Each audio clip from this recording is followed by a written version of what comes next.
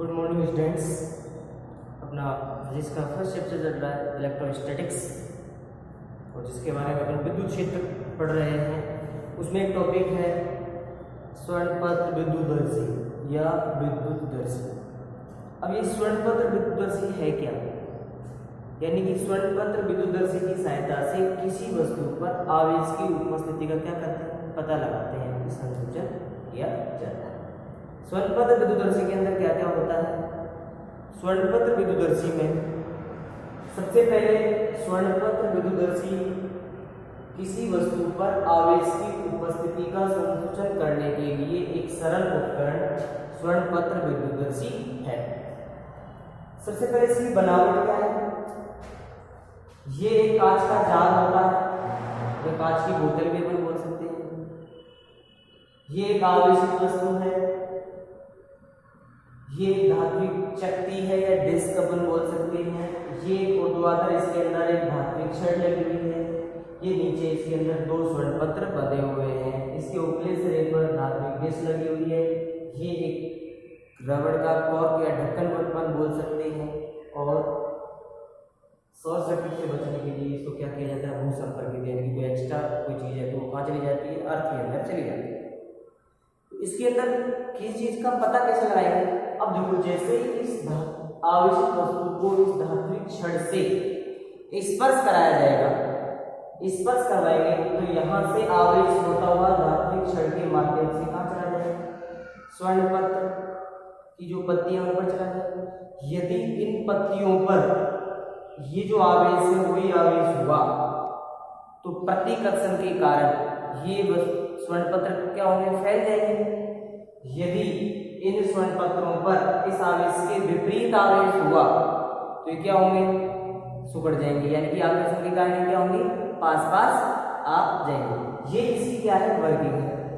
इसी प्रकार से किसी वस्तु पर अपन आवेश का क्या करते हैं, पता लगाते हैं। यानी कि यदि ये ऑलरेडी धनात्मक आवेशित हुई और आवेश वस्तु लेके आए फैल गई, तो इसका मतलब इन पर ऑलरेडी जो ये आवेश है वही धनात्मक आवेश ही है।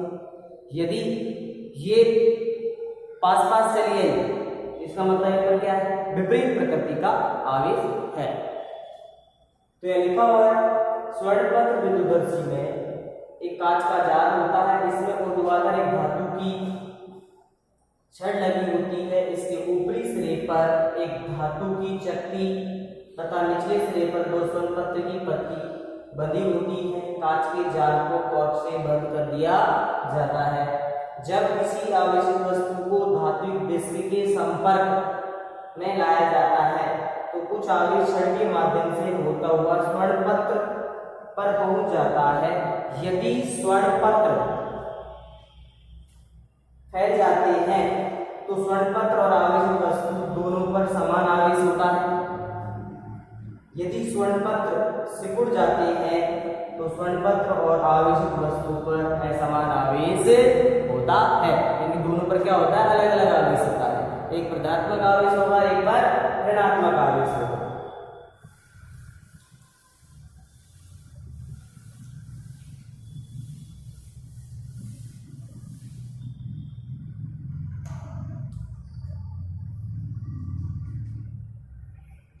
प्रतिकर्षण के कारण स्वर्णपत्र फैल जाते हैं।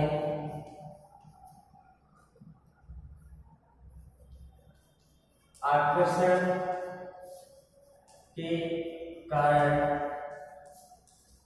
स्वर्णपत्र सिकुड़ जाते हैं, क्योंकि समान आवेश होगा तो आप प्रतिकर्षण लगेगा स्वर्णपत्रों में, और असमान आवेश होने में लगेगा आकर्षण लगेगा।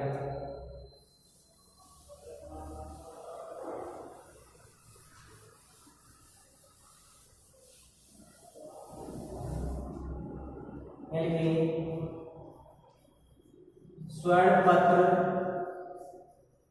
हल्के होने के हल्के तथा बहुत कम आवेश के प्रभाव को भी दिखाते हैं, इसलिए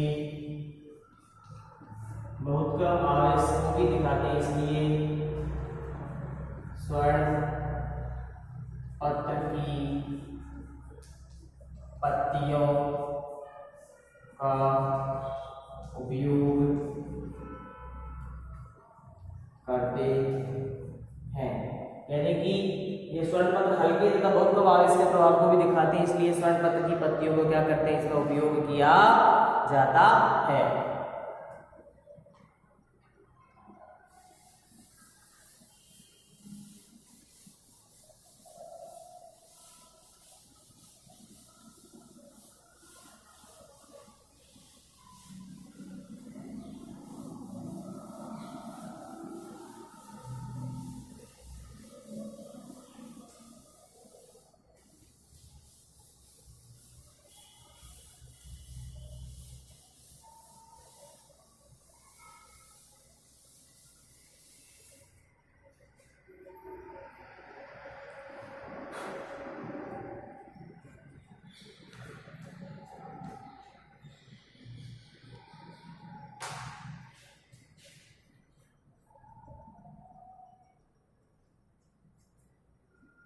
अगला टॉपिक है समरूप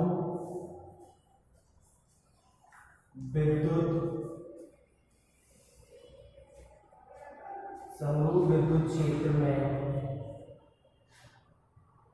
विद्युत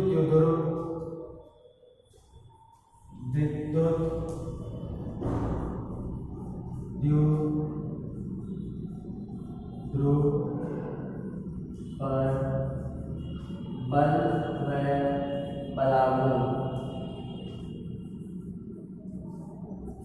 समरूप विद्युत क्षेत्र में विद्युत द्विध्रुव पर बल व बलागुण। समरूप विद्युत क्षेत्र में विद्युत द्विध्रुव पर बल व बलागुण। अब देखो, समरूप विद्युत क्षेत्र को प्रदर्शित करने के लिए समान लंबाई की और समान दूरी पर समांतर लाइन खींची जाती है,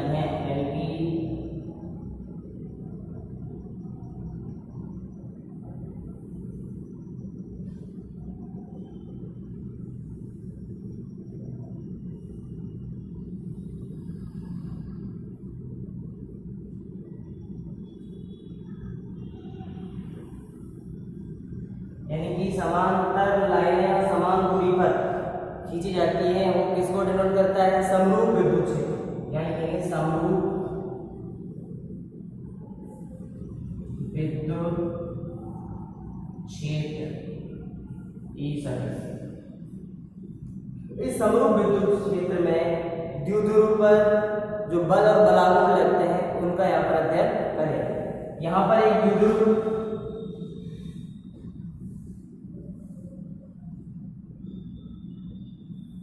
समरूप विद्युत क्षेत्र में एक द्विध्रुव है, इसका ये वाला बिंदु ए और ये वाला बिंदु बी, किसी एंगल थीटा पर ये इसके अंदर एक्ट कर रहा है। मान लेते हैं ये एंगल क्या है, हर लाइन के साथ ये एंगल थीटा है। यहाँ पर जो आवेश है माइनस क्यू आवेश, इस वाले सिरे पर प्लस क्यू आवेश, इनके बीच की जो दूरी है वो है 2a। द्विध्रुव में जो दूरी होगी वो मान लेते हैं 2a है। दूरी क्या है, 2a है। अब देखो, विद्युत क्षेत्र के अंदर धनात्मक आवेश पर जो वैद्युत बल लगता है वो विद्युत क्षेत्र की दिशा में लगता है, इस डायरेक्शन में F सदिश इक्वल टू QE सदिश। और ऋणात्मक आवेश पर विद्युत क्षेत्र के विपरीत दिशा में बल लगता है, इस पर इस डायरेक्शन में बल लगेगा कि F सदिश इक्वल टू माइनस QE सदिश। F सदिश इक्वल टू क्या हो जाएगा, माइनस QE सदिश।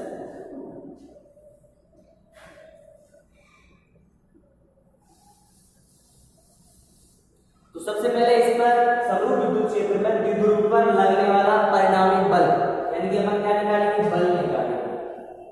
किसको निकालेंगे, बल का यहाँ पर अध्ययन किया जाए। इसमें लिखेंगे बाह्य स्रोत आवेश के कारण, बाह्य स्रोत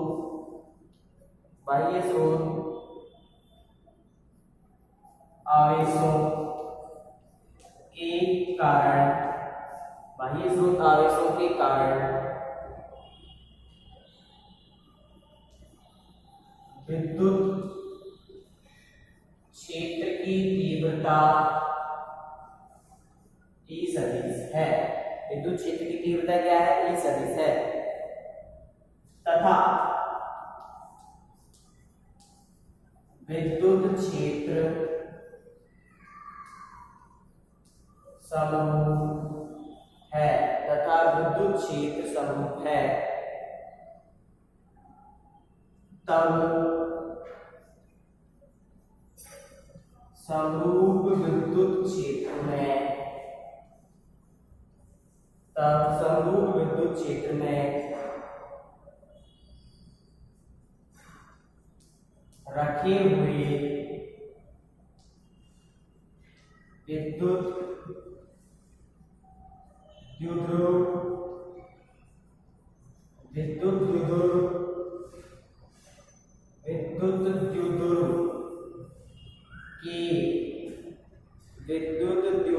के दोनों आवेशों पर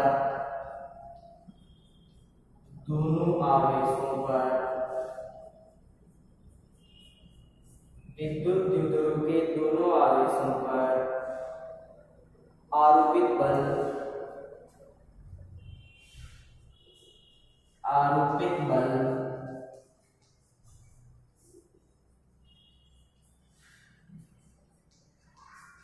चित्र में प्रदर्शित है। यानी कि ये समरूप विद्युत क्षेत्र है, इसमें विद्युत द्विध्रुव रखा हुआ है, इसके अंदर प्लस के आवेश पर विद्युत क्षेत्र की दिशा में बल लग रहा है, माइनस के आवेश पर विद्युत क्षेत्र की विपरीत दिशा में बल लग रहा है, जो कि चित्र में प्रदर्शित है। यानी कि विद्युत द्विध्रुव पर परिणामी बल, विद्युत द्विध्रुव पर परिणामी बल F net equal to F1 minus F2, या इसी को लिख सकते हैं F सदिश या F net equal to F1 सदिश प्लस F2 सदिश, यानी सदिश की फॉर्म में लिखना चाहे तो F1 प्लस F2 और बिना सदिश के लिखेंगे तो F1 माइनस F2। यहाँ पर बल निकाल रहे हैं, परिणामी बल।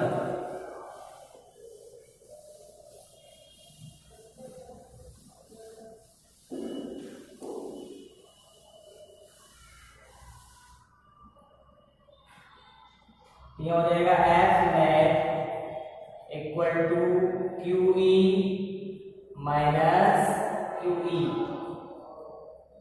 F net equal to 0, F net की वैल्यू क्या हो जाएगी, 0। अर्थात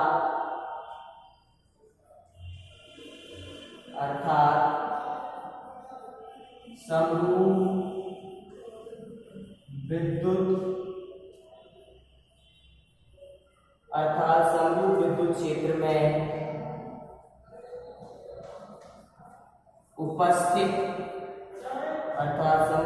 क्षेत्र में उपस्थित, विद्युत द्विध्रुव पर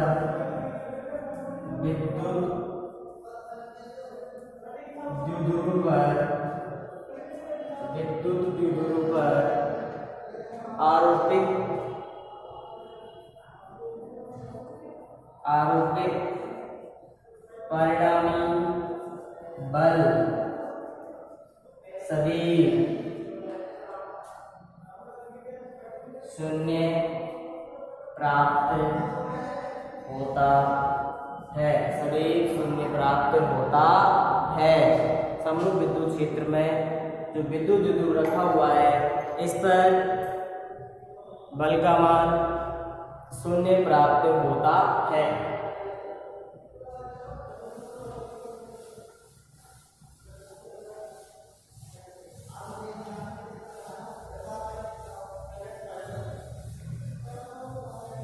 अब इसी पर अपन बल आघूर्ण निकालेंगे। बल आघूर्ण, इसी पर बल आघूर्ण का मान निकाला जाएगा। तो लिखेंगे, अब देखो बल आघूर्ण निकालने के लिए यहां से इस वाली लाइन पर एक लंब डालेंगे,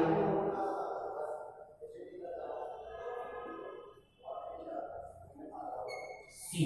ये वाला बिंदु कौन सा हो जाएगा? सी। तो लिखेंगे समरूप विद्युत क्षेत्र में, समरूप विद्युत क्षेत्र में, समरूप विद्युत क्षेत्र में स्थित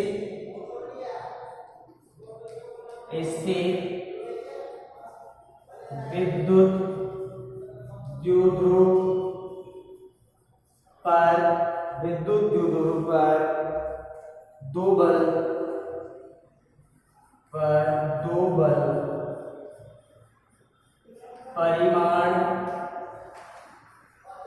परिमाण में समान व दिशा में विपरीत, परिमाण में समान व दिशा में विपरीत कार्यरत हैं, अर्थात विद्युत द्विध्रुव पर एक बल युग्म कार्यरत है, अर्थात विद्युत द्विध्रुव पर एक बल युग्म कार्यरत है। लिखेंगे बल युग्म का परिणामी बल शून्य होता है, बल युग्म का परिणामी बल शून्य होता है, परंतु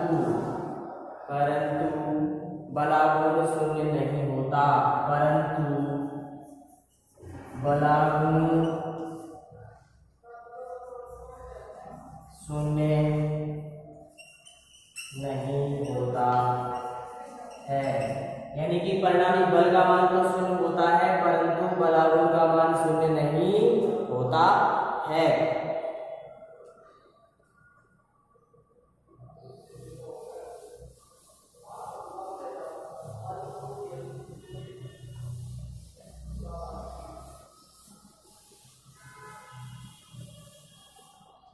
यहाँ लिखेंगे बलाघूर्ण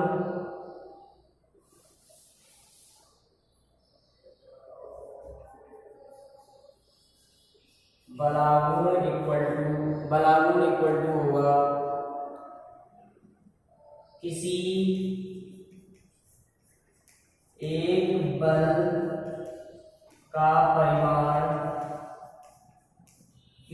बल का परिमाण इंटू दोनों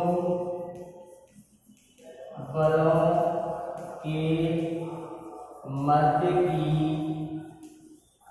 लंबवत दूरी। यानी कि बलाघूर्ण इक्वल टू क्या होता है? किसी एक बल का परिमाण इंटू दोनों बलों के मध्य की लंबवत दूरी। बलाघूर्ण को डिनोट करते हैं टॉ से। किसी एक बल का परिमाण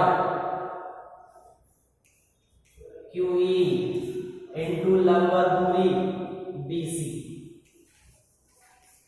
लिखेंगे चित्र की ज्यामिति से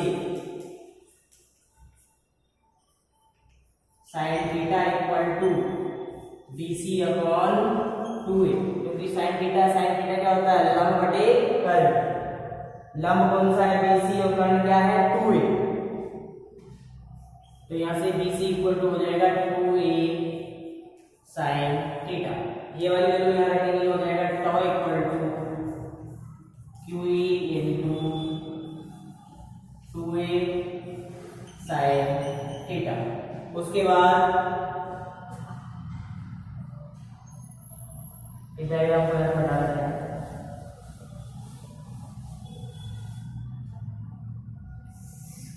देखो Q इंटू 2a, इसको लिख सकते हैं tau equal to Q into 2a into E sine theta. और Q इंटू द्विध्रुव आघूर्ण होता है, क्या होता है, विद्युत द्विध्रुव आघूर्ण। टॉ इक्वल टू हो जाएगा PE साइन थीटा।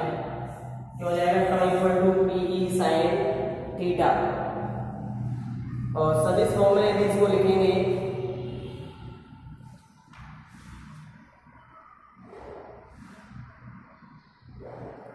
सदिश की फॉर्म में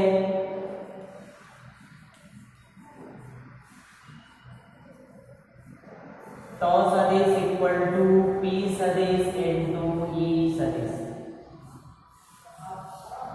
टॉ सदिश इक्वल टू क्या हो जाएगा, P सदिश इंटू E सदिश। या इसको ऐसे भी लिख सकते हैं, टॉ सदिश equal to PE sine theta minus theta cap. Minus theta cap का मतलब है ये इसको समरूप विद्युत क्षेत्र के समांतर लाने की क्या करता है, प्रोसेस करता है। समांतर लाने का क्या करेगा, प्रयास करेगा।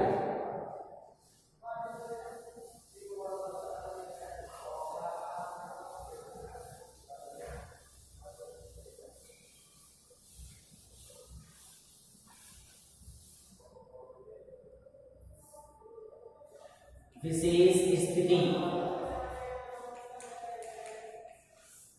Point number 1, theta equal to 0 हो, थीटा इक्वल टू क्या हो, 0 हो, और साइन थीटा इक्वल टू क्या हो जाएगा, 0 हो जाएगा। और टॉ की वैल्यू क्या हो जाएगी, क्योंकि टॉ इक्वल टू क्या है, P साइन थीटा, तो बलागुण की वैल्यू क्या होगी, 0। बलागुण की वैल्यू क्या होगी, 0। तो इसको बोलेंगे द्विध्रुव की स्थायी, द्विध्रुव की स्थायी साम्यावस्था,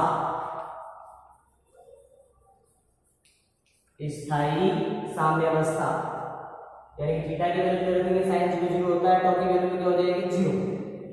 फिर लिखेंगे थीटा 180 डिग्री हो, यानी कि जो द्विध्रुव है वो विद्युत क्षेत्र के विपरीत दिशा में है।